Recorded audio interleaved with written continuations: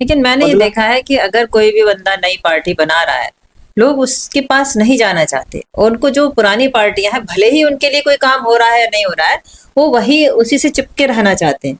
क्या कहेंगे?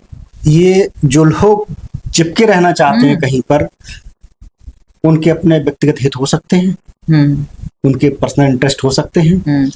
अगर ऐसे चिपके रहना चाहते हैं और ये बात सच है, तो फिर कांग्रेस कभी सत्ता से जाती नहीं। हाँ, ये भी कह सकते हैं। कांग्रेस कभी सत्ता से नहीं जाती, जो है केंद्र में भाजपा की सरकार नहीं बनती। लेकिन आपने पार्टी बनाई है, आपको नहीं लगता कि बहुत बड़ा काम आपने किया है, जिसका जो आपका मकसद है वो पूरा होना बहुत बड़ा काम है? बड़ा काम तो है, लेकिन एक बात ये समझ लीजिए कि कोई भी काम असंभव नहीं होता है।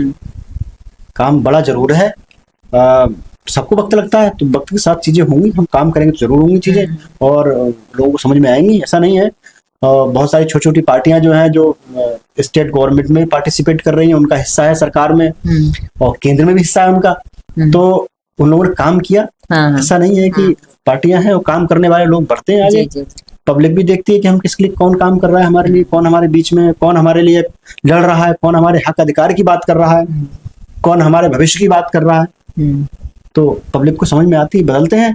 आप यूपी में देख लीजिए, बहन जी की सरकार बनी, बीएसपी की गवर्नमेंट बनी, 4 बार बहन जी मुख्यमंत्री रही। आज शायद एक ही विधायक रह गया 2022 के चुनाव में, एक ही रह तो गया। अगर किसी का वोट जो है किसी की बपौती होता, तो बहन जी मायावती बिल्कुल जो है हाशिए पर न चली जाती स्टेट गवर्नमेंट में, स्टेट लेजिस्लेशन में। ऐसे ही समाजवादी पार्टी भी सरकार से बाहर हो गई, लेकिन बैक बाउंस किया उन्होंने। 2024 के चुनाव में 38-39 सीटें आई उनकी, और पूरे भारत में, देश में तीसरे नंबर की सबसे बड़ी पार्टी है। तो ऐसा नहीं है, लोग समझते हैं और बदलते हैं। जहां जिससे उम्मीद होती है, जिस पे भरोसा होता है, वो व्यक्ति उसको करता है, उसके साथ जुड़ना चाहता है।